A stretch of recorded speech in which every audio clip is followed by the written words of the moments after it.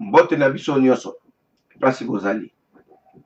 Lelo tozali awa na Sepela TV. Tozali awa lelo pour but ya ko reparler parce que tozongela yango chaque fois ko reparler histoire de l'indépendance du Congo. Histoire de souveraineté nationale. Le Congo est accédé à l'indépendance 54 ans passés, 4 ans passés, le 30 juin 1960. L'indépendance de l'Épistamaki après 80 ans. 80 ans depuis 1867. Plus que 87. Mais 80, plus que 80 ans même. Matière à 80 ans, à par rapport au temps qui officiel. Étant Henri Morton Stanley à Kitaka, na côte océan, na Bouchira Fèvre, na bas Congo, les gens en 1860. Officialisé la conférence de Berlin en 85. Et on va avoir 80 ans. Alors, Tobanama, Mouzino, on a été de plus, normalement, auto-accédé à la souveraineté nationale. Pour décolonisation, ça m'a dit décolonisation. Après, la souveraineté nationale, n'est pas ça qui n'a remise et reprise à pouvoir. Administration coloniale, oui, il y a qui. Et puis le nouveau gouvernement et soit qui relève notre quoi qui souverain, libre et démocratique au départ. Ma cabinet de la Katiwana, comment ça s'est passé? Bactère dans nos principaux Bazak Banani, bon bactère politique de Bazak Banani, et voilà. Alors tout est rapidement on a hier. Tu m'as dit après la Deuxième Guerre mondiale. 40-45, en Europe, en Afrique, hein, en Nord-Afrique, en Asie, partout. Il y a des troupes qui sont en Afrique, il y a des Africains qui prennent la part. Parce que tant que tu dis, sous la domination coloniale. Alors, automatiquement, le pays mingi, colonisateur, va être occupé par les Allemands. Alors, la colonie, administration coloniale, on va le quoi, mais la Zalaki, voilà. Pour la bunda contre, va tout payer avant là. On voit qu'un peu noir, hein? Parce que tu as une force publique dans le Congo, armée nationale, force publique.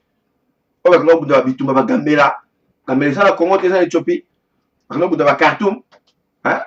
Nous avons Jakarta, nous avons Birmanie, nous avons comment les gens, la Katia, Ngiringi, Kassavubu, parce que ce comment mourir dans Bogano, c'est ça par rapport à l'histoire. Alors, rapidement, tant que guerre ici, la Deuxième Guerre mondiale, nous avons sur l'Afrique, comme Yima. Kosenga indépendance. Alors, dans ce qui n'a plus précisément, le pays de Bossou, indépendance d'Afrique noire, ils ont été le Ghana en 1957, avec le président Kwame Nkrumah. Ghana vient indépendance.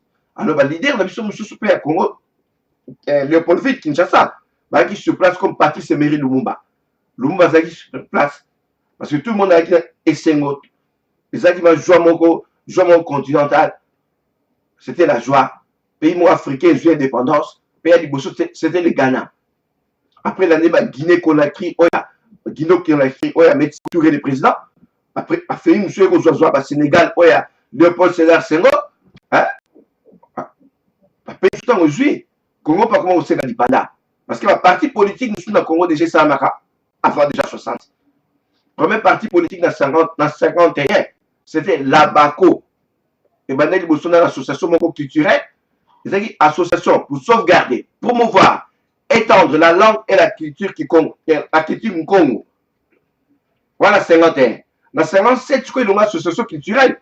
Tant qu'on a comme la vue, il y a des colonisations et comme parti politique. Et comme alliance de Bakongo. On a créé Congo Edmond Zezalando. Edmond Zezalando. Oh, moi, l'année à Maman Lando, hein? Edmond Zezalando. Il y a une mongo, hein? Une Salakango, après, il y a des Arabidés, à Tikano pas Kassavubu, Kassavubu, à comment qui président. Il y avait les Kingoton Antoine, le Diomi, ndongala oya papa kanza pe oya papa a mwana te nyonso bazalaki wana ti abakolisami banda 51 wana ale 58 MLC Lumumba ekosalama mouvement national congolais kuna na Équateur na Coqueladville eza mbandaka union esalami union de Mongo président yango ezalaki Justin Marie Bomboko papa Bomboko auti okufa sur un mois passé asorekopesami kuna na province orientale ebakisangani association de ressortissants du Haut-Congo ekoma ozaï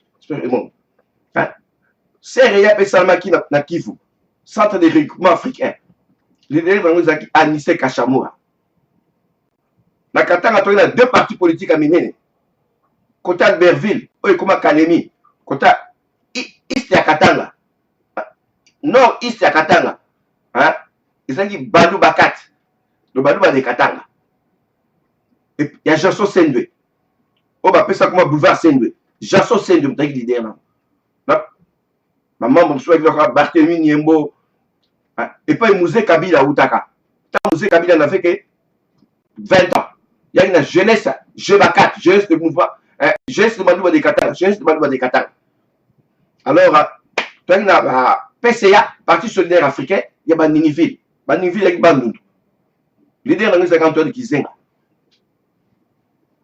azali na membre Cleophas Kamitatu Pierre Moulele Bernardin Mungulu Diaka bakudia kubanza na matanda ya papa na Pascal Mbongo Pasi oza bon blablabla parti allez na Katanga sur la parti politique sur CONACAT convention nationale de Katanga Moïse Tchombe Kapel wala ko ba lunda ya sud ya Katanga donc deux parties na Katanga nord est Balubakat na sud kuna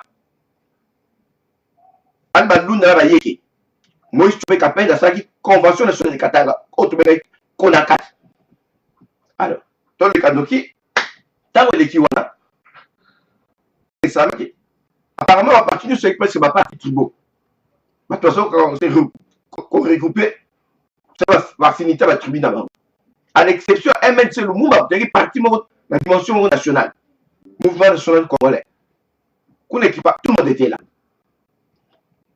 alors ntango ebandaki wana makambo nyonso ebandaki vraiment le 4 janvier le 4 janvier 1959 émeute à Léopoldville le mettre net trouble quoi prétexte nango ezalaki l'interdiction d'un meeting de la Bako l'un des partis fédéralistes congolais donc interdiction à Bako oyo ya Kasavubu ya bakongo lingo sa meeting avant basala meeting basongaki permission na administration coloniale ke tokosala meeting na quartier Rankin de comment quartier Matonge na place à 4 janvier alors pour empêcher basala meeting wana allez administration coloniale bakolon bati force publique basoda baya baempêche yango bato batomboki ebandi siko ndenge eza eme trouble ko ndenge tobenga riot trouble bandi wana loko mpe bato sa tata Raphaël sa divin aoteki match moko ya vita mikado kuna babimi ale parce que baye korégion de siko batrouble wana ezalaki na nze wana baza bakongolais lelo te bakongolais ntango ya baguéria bandi kotomboka surtout unité moko ekutaka soko wapi soko bimaka wapi ya bandundu koyeba na cri moko namuyaka tembe ezali bazokota te basala bakaniveau allez ntango babati komate yango wana force publique ntango wana général Émile Jean Sens ye mtakisibaki force publique armée nationale wana bamoni une semaine bakoki bango te alors sikoyo ministre des colonies superviser Congo wainaki na Léopoldville ntango na Kinshasa comme on Maurice Van Emmerik alobaki boye il y a tout d'abord l'État les conditions de vie les problèmes de chômage et de rémunération cela a une répercussion énorme parce que les Congolais qui vivent en ville ne parviennent pas à soutenir et à s'ouvrir aux besoins des membres de la famille. C'est ça la base du malaise. J'ai déjà eu l'occasion de dire dans le Parlement, je pense que je ne me suis pas trompé. Après ça, on a des problèmes de vie, il y a un tombokaki. On a des échappatoires. Il y a des problèmes de décolonisation, ça m'a dit que les indépendance, ils sont tous indépendance. Alors, à partir de Belgique, roi Baudouin, ah, mon nom m'a dit. Moi, ni jeune roi et Sika. Tant moi, 50, il n'avait que 29 ans. En 1930. Hein? Moi, nous, roi Sika. Génération Sika, parce que ceux qui ont Léopold. Parce que Léopold, quoi, roi Baudouin? On t'a voté roi Baudouin. Léopold III. Ça. A bota qui est, na roi, de Belgique. Presque pas roi Bert. Na, dès que d'abord, moi, c'est Joséphine Charlotte. À bas la Luxembourg. Parce que roi Baudouin, attends, à Congo, va tomber pour l'indépendance. Après une super Afrique de l'Ouest, que je suis l'indépendance. Il y a ce qu'on va promettre à la radio à partir de Belgique. Ce qu'on va, alors, on voit, dans Nzela, la carte a fait la Kinshasa, et qu'on va transmettre à la population, Bayoka. Va promettre que Bakoloba, au calmer. Bah, tous les autres, il y a des bandes pour donner Roloba à partir de Belgique, et puis, Bayoka, la radio. Bayoka, notre résolution est de conduire à l'indépendance les populations congolaises sans enterrement funeste ni précipitation inconsidérée dans la paix et la prospérité. Oh, bah toi, quand même, indépendance, à promettre l'indépendance. Bah toi, c'est PDP. Allez, à convoquer ce quota table ronde dans Bruxelles. Table ronde, ils ont pour réunir ma parti politique, nous sommes, ils ont déjà en activité, quoi. Hein? Ils ont déjà ma parti politique, ils ont qui est existant. Hein? MNC Lumumba, Bako. Par contre, tu vois, Sangana, il y a la table ronde à Bruxelles. Table ronde des Aïkini, corriger ma modalité à indépendance et définir le jour de l'indépendance aussi. Mais Nini Barossa là, donc transition quoi. Nini Koleke là, Nini Bassara partout. Alors, c'est quoi, à partir de ce Sangani là, orchestre pour que tu aies Kibé, la mission de ce pays Sangani, pour que tu aies na occasion à l'inauguration à table ronde. Tant que chef de musicien de l'équipe des Grands Calais, oui, African Jazz, a rassemblé par musiciens à l'époque, Papa Vicky Longomba, Papa Franck Lassade, Papa Bokelo Isenge, Papa Dewayon, Papa Rochewa Kendakate, Grand Calais Tikakaye. On ne soit au Kenya là, avec la table ronde. Parce que le monde a un cachot, sur ma n'engageant au bout de Bouddha, parce qu'il y a un cachot. Mais le monde a apprendre pas. Parce qu'il y a un seul face à face. Vous voyez que ça très très dangereux. Parce que nous avons la solidarité Zalaki. Avant de inaugurer table ronde au Toy la Bruxelles, le monde va faire dans la cachot. Sur la limité, tu ça la montée. Va convaincre ma Belge. Ma Belge va accepter le monde Bima. Il peut y avoir le monde dans sa vingtaine, il va être là. Victor Ndaka, Albert Kalonji, Mouloupé, Bindunga, il y a le monde là, on est sur table ronde. La Belgique, ils ont place la bourse. Donc, sur l'équipe place Gare du Nord, place Roger, place Debrouquet, place la bourse, la Simane, côté Van Artefel. Ça, la table ronde des Aguiwan. Ils ont une table ronde politique et économique. Table ronde politique, le monde était présent. Après, tu as une table ronde économique, le monde a bima qui n'a rien à Tikaki, mon bout à ça. Parce que mon bout a un monsieur Lumumba, comme secrétaire de Lumumba. Mon bout était secrétaire de Lumumba, particulier de Lumumba. Bon, tant l'équipe, pas eu la solution, la résolution de ce PSAMI là. Allez, qu'est-ce que l'élection, à partir de juin 60, c'est une élection libre et démocratique, mais l'élection législative. Élection, c'est une élection législative. Hein? Le monde a choisi l'élection, c'est une coalition. Coalition. Là, un parti politique, parce qu'il y a une majorité. Allez, c'est une coalition, là, Parti solidaire africain. PESA. Il y a Baningivi Bandundu. Il y a Kizenga. C'est une coalition, là, Baluba 4. Il y a Nord-Est et Katanga. Il y a Jason Sendwe. C'est une coalition, là, CEREA. Centre de rythme africain. Il y a Kivu. Il y a leader dans Anissé Kachamura. C'est une coalition sous la Inimo, il y a Mongo. Union de Mongo. Il y a Justin Marie Bomboko. C'est une sous-coalition là. Je pense que c'est tout. N'a pas de Katanga aussi. Parce que le monde a la majorité. Il y a 76 voix, 637 à la Chambre des communes, dans une majorité. Avec former ce gouvernement, après ce qui tâche à former le gouvernement, Nanissé Kachamura. leader, il y a CERIA, Centre de Développement Africain à Kifu. Papa Kachamou a formé le gouvernement. 24 ministres, 9 secrétaires d'État. Gouvernement Zaki Bongo.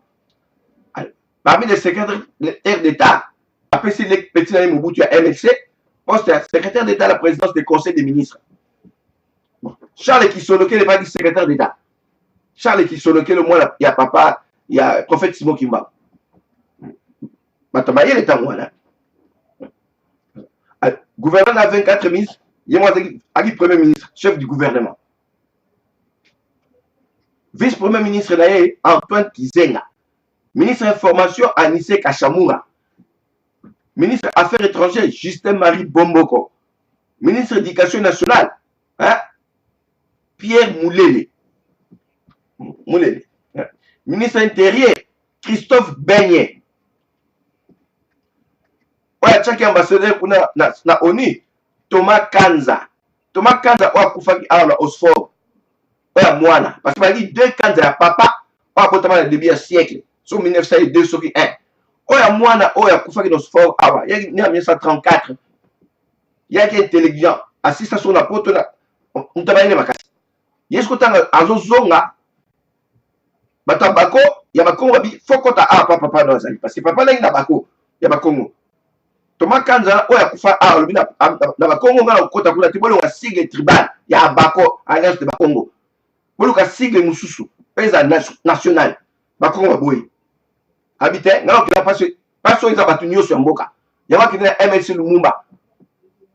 Il va tenir qu'un ambassadeur à ONU. Ça. Voilà, qu'on fait au fort. Alors, tant que l'équipe là,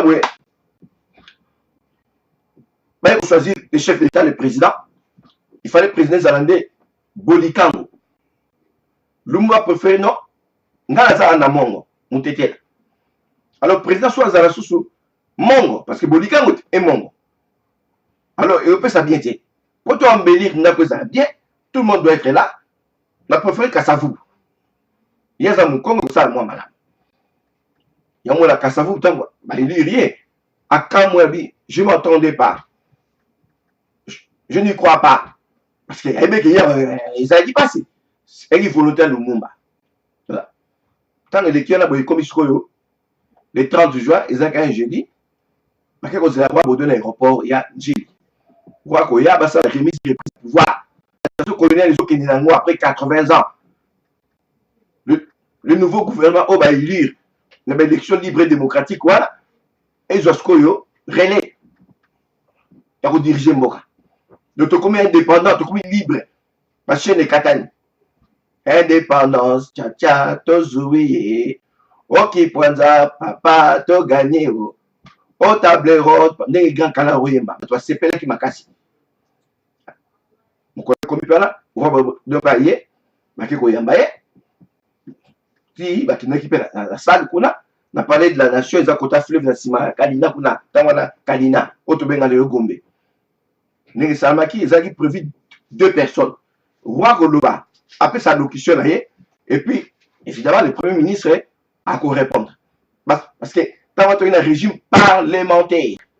Régime parlementaire, les amis. Hein? Le Premier ministre, chef du gouvernement, est investi de tout pouvoir par l'ensemble des règles et la constitution de conduire les affaires de l'État. Le Premier ministre Moutaza n'a pas le président de la République. Le président de la République a un rapport à l'intérieur c'est Cameroun qui gouverne. Quoi il a gouverné à Kati? À continuer peut-être d'accord, mais Cameroun, c'est lui qui gouverne et tout. Il y a une activité dans la Cameroun, ce moment là, on vit de mort. Ils ont contre le régime présidentiel. Le régime présidentiel, tu as 65 ans où tu as eu le pouvoir. Parce que tu as un premier ministre. Et puis l'élection législative, ils ont raté. Alors, pour la même temps, pour la binogne. Mais dans 70 ans, qui régime est parlementaire. Alors, il fallait voir un ce discours là. Par le baki, l'indépendance du Congo constitue l'aboutissement de l'œuvre conçue par le génie du roi Léopold II, achevé par la Belgique, blablabla, à comme on peut savoir l'éloge, n'a qu'on connaît Léopold II, n'a simba Congo malamu, n'a tangi saibatu, après cette éducation, civilisation, donc il m'école, blablabla, à celle de l'éloge à venir, taka de parler l'indépendance du Congo constitue l'aboutissement de l'œuvre conçue par les génies du roi Léopold II. Génie du roi Léopold II, génie achevé par la Belgique. Parce qu'il y a un pas en Léopold, en 1885, voilà. Harry Morton Livingston en 1967, nous parlons de Léopold. Et comme officiel en 1885, la conférence à Berlin, où il y a une cartographie Afrique. Si en 1908, tu as dénoncé Léopold qui a 4 maboko pour la caoutchouc. Il y a un moyen à pêcher ce qu'on a. Moi, je suis Belgique. Je suis belge. Vous savez, je suis comme état belge, mais je suis une institution. Vous savez. Tiens, le Bakira, quand ça vous peut à prier, quand ça vous peut comme étant que séminaire notoire, à la différence, quand il y a le roi Léopold dans le Baki, et pardon, roi Baudouin, avec humilité, hein, que Moutouta soit responsabilité, que Dieu bénisse le Congo. Parce que le monde est prévu dans le protocole. Il y a ce qu'on a rédigé tant qu'on va. Tant que ça vous peut le faire au coma. À ce que protocole, à bousculer, il y a passé. Voilà, ben je vais banga. Parce que ma vanne est la salle, quand on va noir, quand on va miner les côtés, on va zoker là-bas, on va noir, on va s'arrêter. Sur ben je vais que le monde faut avoir le bâti. On va banga. Même qu'il y a les seuls noirs, les bons fils à vivre.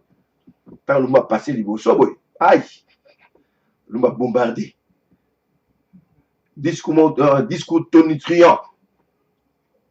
Pour voir le bâti indépendant, c'est le quoi là, cadeau mon bâti, Belgique a accordé dans le Congo. Parce que le monde va contredire à moi. Combattant de l'indépendance, aujourd'hui victorieux. Je vous salue au nom du gouvernement congolais. Nous avions connu des ironies, des insultes, des coups que nous devions subir matin, midi et soir, parce que nous étions des nègres. Qui oubliera un noir? On disait tu? Non, c'est comme un ami. Parce que vous et l'honorable étaient réservés au monsieur Leblanc. Avant tout, on parlait de salaire de misère. Donc, maintenant qu'on y a des sammontés, nous avons foutu un paco et chômeur. Nous avons arrêté ma foutu un peu. Alors, nous avons dénoncé ma communauté, beaucoup, blablabla, ma communauté, belé. Alors, vraiment, ce côté, nous avons applaudir. Waouh, vous voyez tout ça.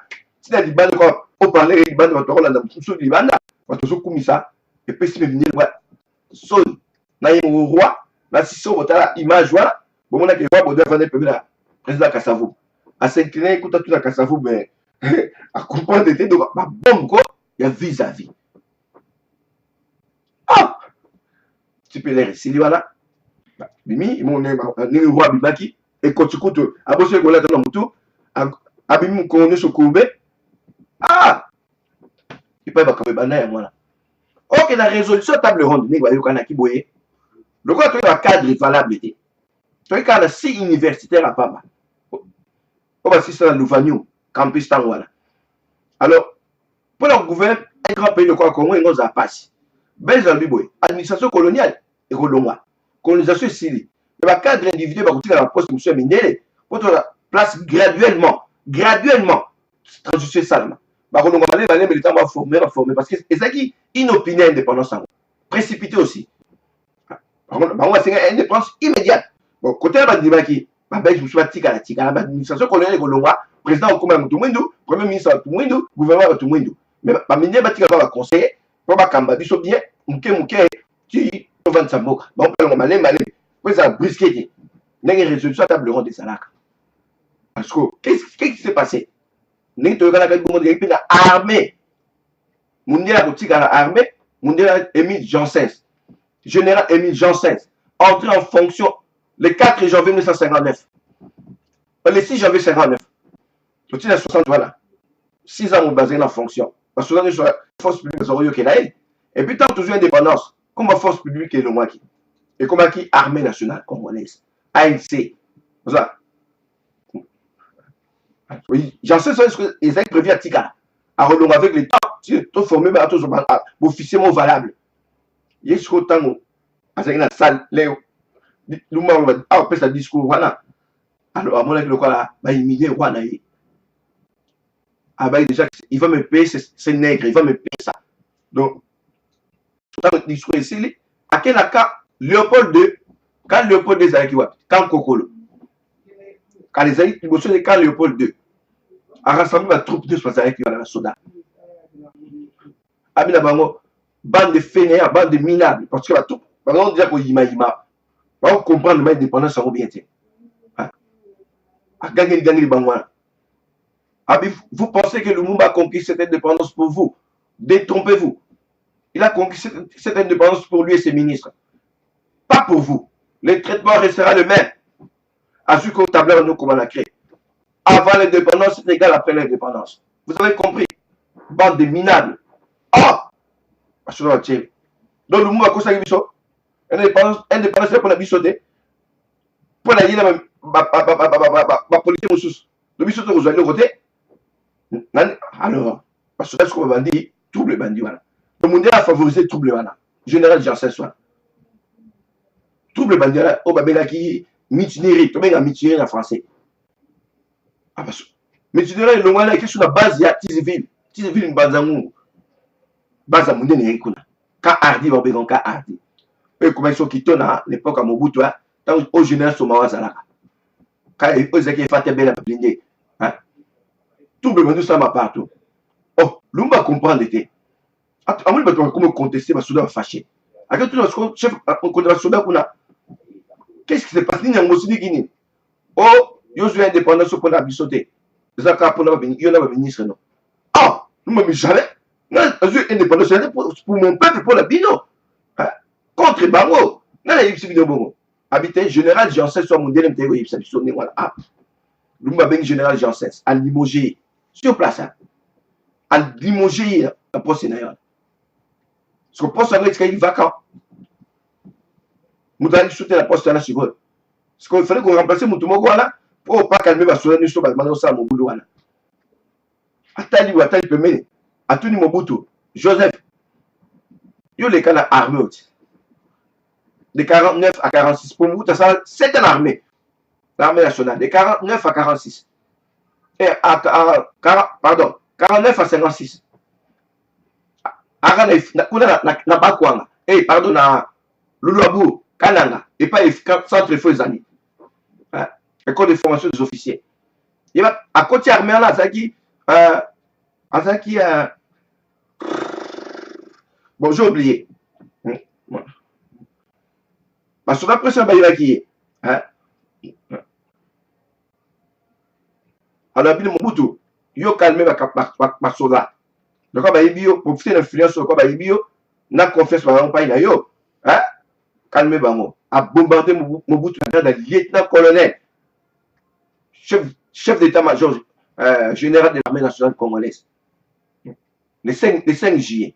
Donc, on dit le temps du jour à toujours indépendant. C'est le 5 juillet. Une semaine n'a pas battu.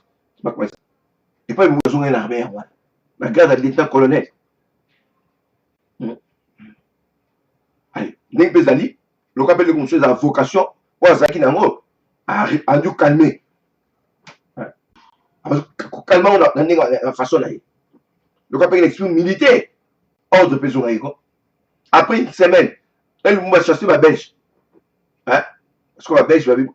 Ah, le quoi la bengal bicho. Ton temps saute en salle. Baké maman pas nakatanga pas chombe. Le quoi chombe, lié, namu dumba ba yo la quitté. Parce qu'il y a 4 portefeuilles ministériels des Alacais. Et puis, sous Lumba Nomaki, Sendwe, Moulouba de Katanga, gouverneur de Katanga. Taba Lunda et Katanga Bayoka Nakati. Le quoi, tu as la guerre ici des Alaka, interethnique. Tu vas t'aboyer. Comment vas-tu vu son Moulouba de Katanga, gouverneur de Katanga? Mamou, n'a pas Zainango. N'a pas de politique. Là, ma belle côté songi. Ma bien ça la sécession, alors la partie des riches dans le Congo, Katanga est comme indépendant, donc à quoi aider Andimi Petit. Le 11 juillet, je m'ai proclamé la sécession katangaise. Sécession, il y a le là, au Longo est parti à côté de et comme Mboka. Et comme une république. Et comme la république du Katanga. Ma salle peut armer la bangola. Avec Janam Katanga, Bituma 77, Bituma Chaba. Là, va vous passer réfugié à l'Angola. C'est la banque de Katangès. Ça c'est une république. C'est une indépendance. Je me dis que vers l'indépendance, c'est la laisse en la macassi. Après, le monde va se croire qu'il a ONU, qu'on s'est aide. Habitant comme belge vassal. bake pas chomé ba proclamer indépendance et puis Belgique soit salini atindi ba troupe na ye ba na matadi ba débarquer ba protéger ba ressortissants belge quoi na Congo ça consentement du gouvernement ça l'accord du gouvernement Lumumba qui ko se plaigner pour la ONU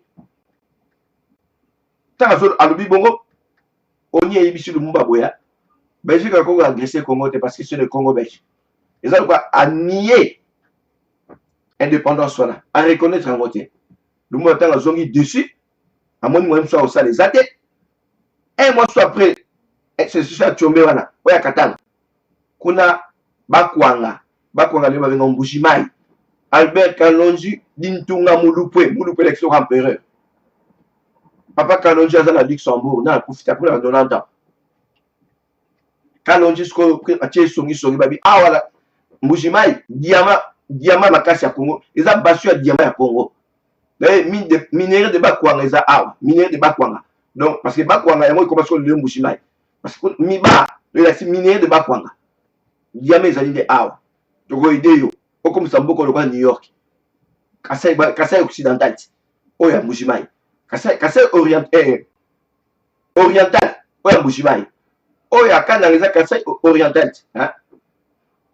occidental plutôt babina Kalonji ça peut sécession ndenge Tshomba sali succès ya sécession Tshomba sali ya Katanga et suscité basile allez Kalonji peut bien sa sécession il est pas proclamé le 8 août 60 la sécession de Bakwanga de Mbujimayi peut le Congo et jouer indépendance tango et ça une république et ça peut ministre tango comme une armée et ça peut banque non mais c'est institution nyoso alors qu'est-ce qui s'est passé le gars tu m'as dit mercenaire moi le gars Bob Denard Jean Scramba commandant Tavernier marié à Belge au la colonie bagné ko tie point là o ya sombaki o benga les affreux baki makasi basuka ko kota vous mater armée nationale ce que le corps il y a Kalonji banaki sita sika yebi tu vois abula kita soba ba mercenaire makasi armée ce que kanda ni ce que la oya badu ba sala qui sécession je vous dis il est terrible là et puis on y a sali bombardement moko oh écoute armée nationale yebité parce que le mot appelle ordre d'armée nationale parce que armée ne dépend de la politique le mot appelle ordre bon maté sécession ya bakwangana ya Mbujimayi ça effusion makila bato bakufati oui épargner la vie humaine attends tu okufa la balle perdue quand ba sécession ne mo maté ba car ils ont à partir là njela maluko dumbi makana ils ont mata njela bandundo les cabanes de côté Kasai on a la mona quoi à 500 même 1000 aviation dans l'icolo parce que bavion à Sia et précédé bombarder ce que Mbujimayi sa armée neba bombardement bande on a sur italien na éviter n'engma bon n'engba te commémorer rangoté parce qu'il fallait qu'on commémore un mouvement c'est triste na ça la bande na ngwana n'engi vie aérienne et soit bafilma ngo parti sur avion na likolo o mona mano comme lituka ko motala ka lituka mingi ezo bimako bombardement ezaki terrible bombardement là si papa Tshisekedi est bien ko Jonas Mukamba pe ozaki na miba est bien ko terrible papa nous sommes Muluba ya Mbujimayi ça n'a plus de 70 ans est bien même 60 et là vous avez mis ça le Lumumba ngambo ya ngwana officiellement et puis ça mon Lumumba ngambo ya ngwana et puis tout le temps a commis une lettre là aussi déception de ONU a commis une lettre et qui est pas à russe le cas américain pas pimier ONU est pimier et reconnaître réalité à comprendre jeune bango abi asenga aide na ba soviétique tant on appelle ça la guerre froide donc ce qui est capable soviétique au bilo collabo communiste soit pour que pas américain au bilo collabo pas russe parce que tant que comme une lettre wana puis pas secrétaire là monsieur Kandol un congolais secrétaire voilà qui fito le bandaka qui fito là et même congolais Kandol wana jui yango wana qui peut s'ambassade URSS n'est pas tine que la connaît Lumumba à qui peut pas chef ya CIA pas na Léopold Villa Kinshasa monsieur Larry Devlin après ces lettres habitat Lumumba après ces lettres on a qui peut l'ambassade URSS monsieur Larry Devlin tant il est un petit moutobi Aïga Senga aide pas Nikita Khrouchtchev, nous connaissons resté à l'époque. Nikita Khrouchtchev. T'as Khrouchtchev à qui défendait. Madame Moko, et qui États-Unis les tango. Et qui parle, le président des États-Unis à l'époque, Dwight David Eisenhower, président des États-Unis tango. Dwight David Eisenhower. Il fut un militaire. Il fut un militaire. Azaki général de l'armée. Tant le 6 juin 1944, il s'est mis débarquement, il s'est mis en France pour lutter contre Hitler, Adolf Hitler, le chancelier allemand, le dictateur. Qu'est-ce que tu commandant soldat britannique, soldat les États-Unis en tête. Général Eisenhower, non, mon compte d'abord de sauter. Mon compte d'abord de Eisenhower. Pas d'anglais, Sam, Bernard Montgomery. Et que va t-il dans une suite? Quand tu es dans une suite, il y a le premier ministre. Et que statut à Tiawana, Moutouba à Tiaboué, va commencer ça, Bernard Montgomery off à la mettre. Eisenhower Abi, là, Tani lettre dans Lumumba, Abi, je vais sur l'élimination physique. T'as expliqué langage militaire. Dans les moutons à Koufa, élimination physique. Il n'y a pas de chasse à Lumumba, mais il y a moi.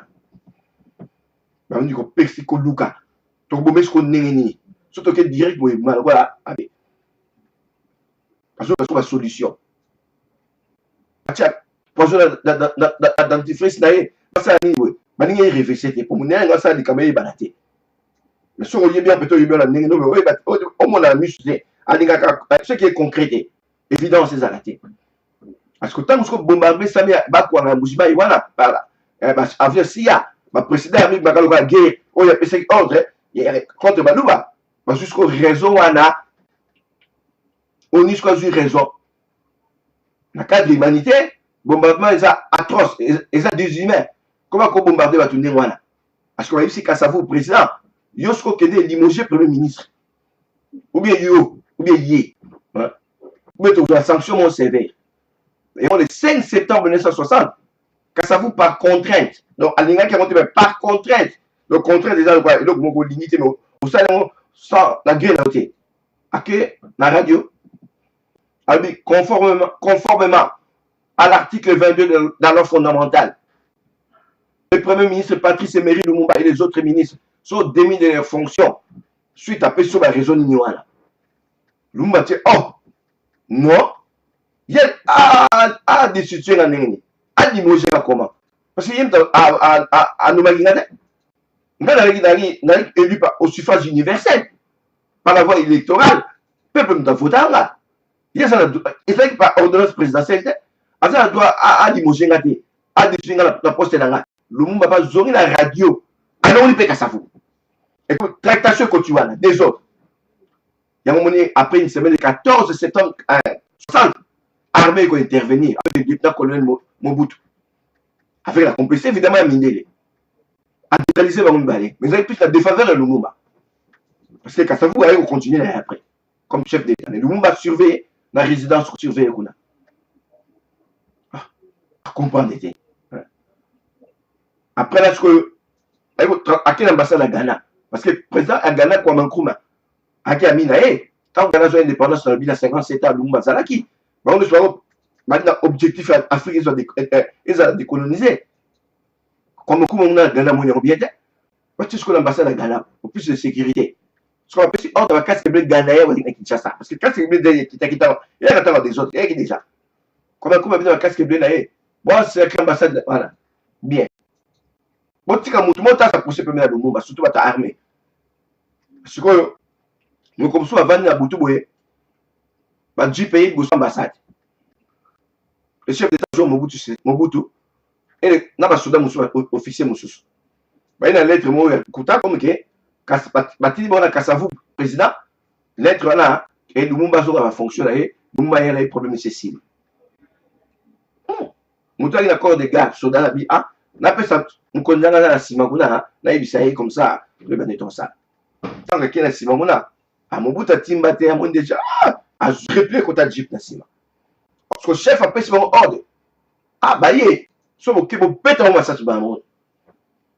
Parce que Kokolo, colonel Justin Kokolo, il a tenu, mon Congo t'a tenu sa porte.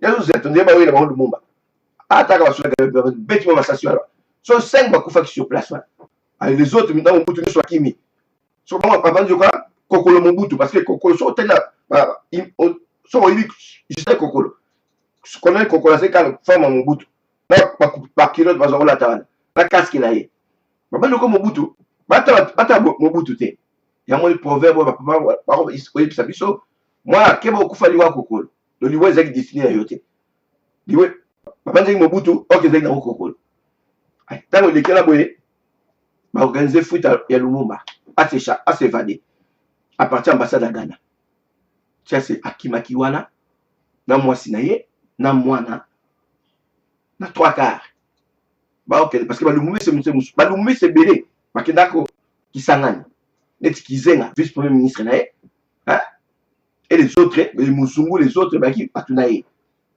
Là, ben Christophe. Parce que qui s'en Janioso. Pays comme qui n'est dans mon ministre, toi. Katana Tchouvé, à sa sécession, qui s'en a le ministre, qui s'en a bon, Baba Congo, Quater, Baba Ndondo, Zeng, Boka, gouvernement central. Bah, qu'on fait au vivre dans le Roca. Le mois soit au Kenya. Ah, au Kenya. À Zokeni. À l'équipe à Tsele, Malukwa, Kinko, le Nyoso. Mbakala, Kwangwa, Zokeni, Skopa, Paul Francky, il est beau. Parce que Paul Francky Maezana, so Katia comme la province orientale. Donc, soit Katia Maïwana, qu'on a comme libre. Ce qu'on appelle la phonie, il y a déjà Kazoya. Il y a Kazoya Katia, il y a un mot. À partir de ce qu'on va organiser, on sait, va répondre ce qu'on offensif, qu'on va son boca. Ce qu'on a remarqué, fuite naïe, à ce que hélicoptère zola naïe. Chauffeur azoma comme tokala kumana yesu kazo pesa fuite na armée kuna to comme place boy et puis tazo cité Lumumba non place boy chef tellement on le va pas battre Lumumba pe le quoi zaki animer la peuple naïe vraiment expliquer ba ki kamni ngwe deki ba bayeba oh ba stop azo sala nzo pesa retard oh chauffeur azo bisa yebo chauffeur te mutu naïe quoi azo bini ya déjà si ba somba ki est avec stop azo stop pour le pesa Lumumba retard chauffeur comme les nains mouteneur wana zo mema mutuka Bernardin Mungulu Diaka viki utako Mungulu Diaka mto maka donc ba fitol ba zo kende akomi na kwangwa possibility akomi na kikuita ale tiazo mata komi kala Paul Francky il est beau pas katsa boya ale batu bazola na bakomi wana hélicoptère c'est qui teka batu bazuya ka bazola na tabakaniye wana le major Gilbert Pongo. Oh, bota Mama Pongo Love, Jubin Pongo. Oh, bota Pongo Love. Oh, musicien, la fait Pongo Love. Ah, si Major Pongo, laisse-moi les joindre Kisenga à ce temps-là. Laisse-moi les rejoindre Kisenga là-bas. Ah, mais n'oublie pas, c'est moi qui t'ai élevé au grade de Major. Hein? Parce que le monde dans nos mains, c'est pas lui qui est. Tant mon là qui a tout ça, la nomination. Ah, mais comment ça a été comme la au Major? Quand Léopold II, quand Kokolo, Major, le quoi, Zagiza, Pongo a déjà corrompu, une question de la raison là, côté quand on a eu, a insisté, non, ok, né. Si à toi qui est wana, à qui obtient l'hélicoptère, parce que qui tient ça, a aussi Major Pongo, ton décès sera tragique. L'avenir nous est tragique. On va venir à Koufara, Malobanaï, et on va venir avec le prophète. Tant comme Babino a tiré sur la Kinshasa, qui est le pôle vital très dangereux. Tant que la carte, il y a Tisville, il y a Mbazamou. Voilà ce qu'on a commandé quand on a le général Bobo Zoli de Gonzague. Bobo Zoko. Bobo Zoli a zagné pour rien. Il a commandé Kabaïli Lumumba. A tiré la cachotte. Et moi, Lumumba 5 points, mon pépé, tiens, moi, Libanda. Malobaka Zolo Babou Basola, comme que c'est excité. Oh, il y a sur la zone Moussala. C'est très dangereux. Tout le monde est A. Déjà, tu as quitté ça. Sur la moula a giflé à Kaye. Pour la Kinshasa, à l'égal, il y a un Léopold Fine Kinshasa. L'aéroport Ndolo.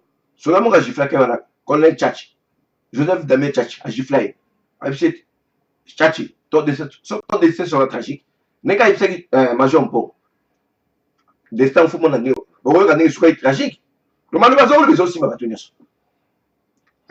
Quand ils vivent là, il y a Mazamou, so babimisi kaka so bala bato bakoma koseko azola musala bamoni très dangereux parce que inspecteur de la sécurité nationale à l'époque inspecteur de la sécurité ezalaki ya Victor Nendaka apesi ordre akolongola Lumumba wana batinda ye sikoyo na mbuji mai bakwangako lokola bombardement bakwanga batiaka na mutu na ye ye mutu apesaki ordre bamate nini wana lokola ndenge oni asalaki précipitation abombardaki ebimaka lokola ye babokeli babe lokola baluba baza na kanda na ye to pesa na baluba yango bamema ye bapesa ba Jonas Mukamba kadiata oyo azali na miba na commandant capitaine so na Zuzu na 4 baluba bamemaki ye bakongole baluba mingi à partir de Kitona, ça ben amour ezalaki ya DC4 et pas yango na siko bakutanaki na polo ya Okito baki toi Lumumba Maurice Mpolo maman Mpolo azalaka ati boyi maman c'est voilà na Joseph Okito Maurice Mpolo azalaki ministre ya éducation ya culture et art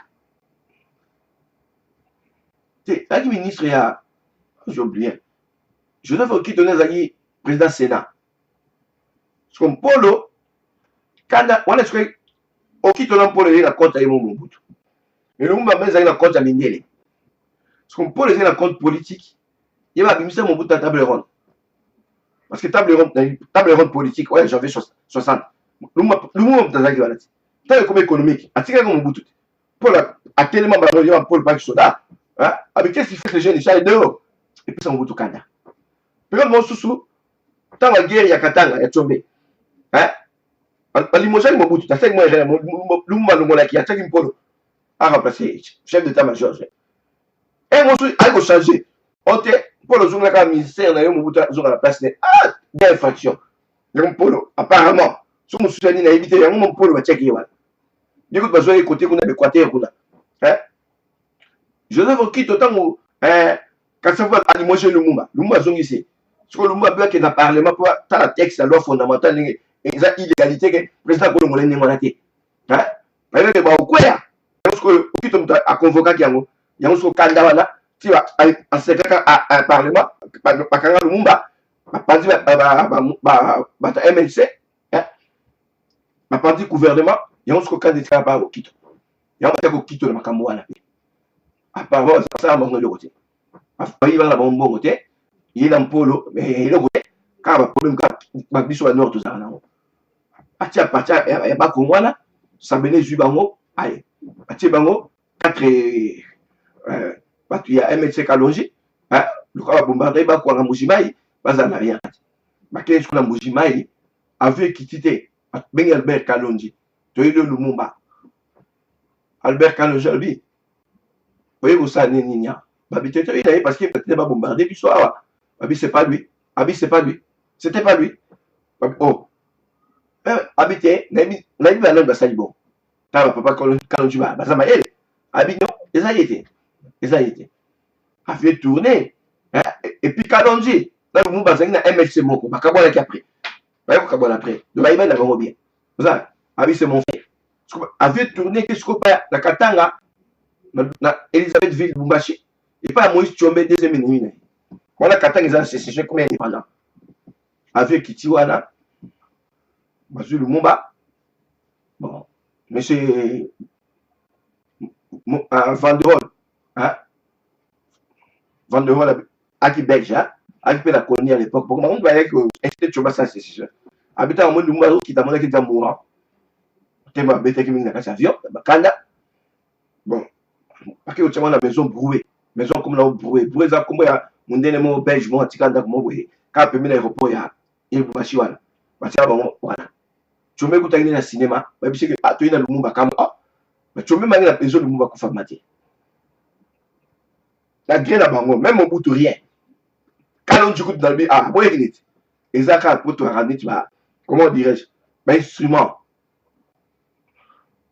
Tu as un instrument, il va biso pour l'emporter contre une économie. Mais on trouve que la canne de Lumumba kasi ministre intérieur à Tchombe comme les Godefroid Munongo et on peut Mobutu azoka comment on attrape Godefroid Munongo yem ta ba mala swahili ko ana kufa soki tu vas soki ba mwana Bakena bango il y a lieu exécution dans la Belge. La Belge doit bomber le monde bien. Ce sont les Belges de blanc. On va dire la sécession est tombée, on va tomber poids. On va dire c'est à l'époque coloniale. On a quand même le bilan de la bango kuna. On a bengala ka bango. Mais le 17 janvier là 61 Lumba e kufa. Nampolo na Okito. Cimetière et monanate makata kata mike bengo mike. Tobo ça a été Lumumba oui, mais Nampolo na Okito pe. Okito est président parlement. Joseph Okito. Maurice Mpolo, ministre, le ministère de la culture sur la ligne. Jeunesse sur la ligne. Alors, vous voyez tout ça. Dieu revenu sur sa compte. Il fallait pas que ça appelle Paul au monument. N'a pas Okito. Joseph. Pas le président parlementaire. Et Sénat. Tu vois là, ce que Baboumbia na Katanga, Baboumbia on peut ça ça. Journal Bimia Lukuta, Babi les traites de Lumumba et les deux co-détenus ont voulu s'évader. Baké na Rhodésie du Nord, le Zambie quoi. Alors, les paysans ils vont battre bon. La vérité ça a été. Après un mois la vérité ça c'est pas pour moi il va assassiner. Nouvelle se répand dans le monde, on va tenir sur mon clip Basidiki. Lumumba Koufi. Bah tu vas fâcher là. Parce qu'on a gouvernement qu'on a après Lumumba. Mais il faut ça collège de commissaires généraux. Parce que le gouvernement est illégalement. Hein? Mais il faut ça collège de commissaires généraux. Donc, parce que même attaché à la ministre. Tout le monde va tirer le cas. Pour le gouvernement Lumumba. Le 30 juin, le commissaire général là. Ouais, à continuer qui? Papa Justin Marie Bombok. Tous les autres éparpillés. Ils sont tués. Parce que le ministre Nani, Joseph Iléo Songwamba, papa Iléo a dans la conférence nationale, on a dit tout ça, il m'a bien mingi, tout ce que m'a bon, il n'a pas dit peuple, il pas maillot les a. Abina il m'a camé moko, tout ça, il m'a bien belé, tout ce que m'a bon, des problèmes spirituels, politico-spirituels. Bah, toi, Bouddha, quand même, les lotos, mon amour. Parce qu'il rattrape pas. C'est-à-dire, le monde, ça, oui. Mais il faut que ça.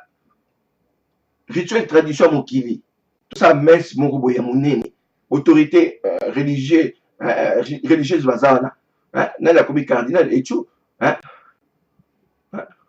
te pardon mon sengo ko ça même 3 jours ko prier 3 jours ko zota mabele na maison brouer na kutoa bomba bangwana na katanga ko ça mabele ko tchame ni ce sont des choses pour ça marné voilà et ateka bosali statut mais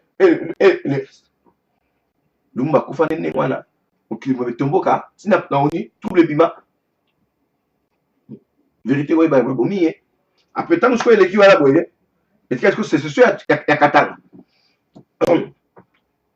alors ba Lumumba c'est ninga panzana ki wana Joseph Iléo le quoi ça contesté il pas bateau ba ko longola et après 10 mois amuta comme premier ministre Cyril Adoula ya umbela kasaki 300 Adoula au moins l'état au moins guerre eleki nzale kota ki azu contrat ba soso na poto o benga soso Mbadula yo ba zo lia soso ya oui ya mapapo ezotala o wana congelé zaki pour la mindele première fois tout na conteneur mais il a mataille belé no soso muto zo mo lia soso ya benga soso Mbadula il monta ça la quartier Bandal Adoula Cyril Adoula voilà ti voilà ba ko sala ba ata ya chombe ya Katanga pour ceci là Katanga ezonga na Congo parce concertation moi que kuta na Antananarivo na Madagascar président Tira ya Madagascar a convoqué qui a pour crise la Congo ici là chomba zo sa Katanga na Congo ba ke le ça nini kuna sommet mon kuna ba ke kuna et sur na robienté ba journée en ba reporter en parce que ça rose qu'on a Coqueladeville Mbandaka Coqueladeville chombe mayela mukie yo za conflit na batu OK sur ndako na bango parce que Coqueladeville Mbandaka Équateur zenga beaucoup ya gouvernement central boké ko yoka na kuna et pourtant mais kuna ka les simbité azu na porte bakanga ki akina Kimba Evariste ministre na ya budget ba mena Kinshasa Léopoldville ba sinese bako nzima ke Katanga zonga na Congo pour tika sécession andimi tala zonga na Katanga kuna boyi ce continent qui dans le continent on y a une intervention l'armée nationale va briser ces institutions en 65. Et pardon, en 63, en janvier, Tchomba il faut capituler à cette réédition là, à remettre gendarmerie qui est Angola, parce qu'il y a 800 000 dans la famille là-bas, parce que quand on est au Congo, et ils sont pas dans la banque. Hein? Maman il est dans la banque. Alors, on ne sait pas si c'est pas Tchomé. Parce que dans Angola, on va avoir 77 du tout, machin, on va avoir ex-jeune Katangé. Bah, Katangé, parce que dans Angola, 800 000. Parce qu'il époque par époque. Alors, si on prend la Lumbi, qu'est-ce qui s'est passé? Bah, Lumbi, c'est un souba ya. Ouais, bah, pendant la Mokili, bah, ya, Toyokana, tous travaillent ensemble. Bah, que conclave de Louvanium, la campus, la conclave, la résolution dans les Agnini, bah, Lumbi, ça va contre le gouvernement à Doula. Qui zeng à Bouddha, non, toujours la loi fondamentale à 60. N'a pas contre le gouvernement à Doula, à Doula, à Zuya Kanga, Bolo kwa Boulamé, Manaba, Congo. Et ça, quand il m'a téba, il m'a téba, il y a un problème. Qui sait, à mon pas ça, à 5 sur 3, c'est la Boulamé, Mana. Je suis soit, on va boire, je suis pas boire, on a ma cala. On va dire, on va mettre tout. Et c'est le cas, moi, dans la salle, papa, Zahid, on va dire, il y a des gens. Je suis soit, la prison, on va s'évader. Si on peut n'engager, qui va bolo, comme ma cala, marqué Brazzaville. Non, je suis parti par là, je vais à Brazzaville. Mousse Kabila, il y a des conclaves dans la Zalakati. Mais de quoi, chef d'ailleurs, il n'y a pas que rejoindre à Brazzaville. Les CNL, les Conseils nationaux de libération, pouvoir octroyer des forces illégalement, nous avons Lumumba, ce que nous avons Lumumba, c'est les armes. Moulele Pierre Moulele, ministre de l'Éducation nationale Lumumba. Il y a une partie solidaire africaine à bande de l'auteur qui zèle. Hein? Il y a une formation à guerrier en Chine. Et quand tu as Maokuna, en zone à côté, à épouser la idée là-bas. Parce que on ne se passe avec la CNL, Conseil national de libération. Mais quand tu as Rwanda, côté Est. Moulele l'espoir, il est habité là au Salat. Là, il y a la bande de côté pour plus de sécurité. À côté de Boubou, na bichi wala pacha Brazzaville Kinshasa bichi Brazzaville Kinshasa à côté là passeport guinéen avec la bandale le pont on est dans la bandale hein inanimement à partir de les maquis des couilles de la bande parce que même idéologie mais à front séparé au misou on a qui la est moulé les squats qui là on soit le mumbi c'est guerre bandala guerre on est atroce ouais est kuna on continue à zaki yaki Christophe Beignet Benari Mumbandi. Mais mon gars, moi, avant côté est ming, soit il faut. Gabriel Yumbo, Nicolas Olenga, général, Martin Kassongo, colonel Kassongo Martin. Aujourd'hui, Ramazani, Jean-Sébastien Ramazani. Moulele, je crois que c'est Moulele. Deuxième, Théodore Benguila. Pascal Mbongo passe. Hein? Mais c'est terrible. Parce que 3/4 du territoire est Mboka. Bah, rebelle à Est, on va Simba. Simba, soit les arbres à Lyon. Bah, c'est effroyable. Rébellion. Armée, chef d'état-major Mobutu. À quel côté Est, Moutegui va casser. Avec la contre-offensive de la valeur aux ici, voilà. Hey, mais, parce que je dis moi. Parce que la Dawa. La Dawa, qui soit il est quoi? Invulnérable. Donc, battre armée, il y a armée nationale contre la zone de Téning, bah, il ça va. National Sokiba, armée nationale Sokiba. Quand on a l'épée la Dawa, les agues de quoi, Nyamvul, Nyamvul, qui Congo, donc, Massa, c'est quoi, Matangambula, et Kota Yote. Parce que nous la Dawa. Donc, c'est terrible.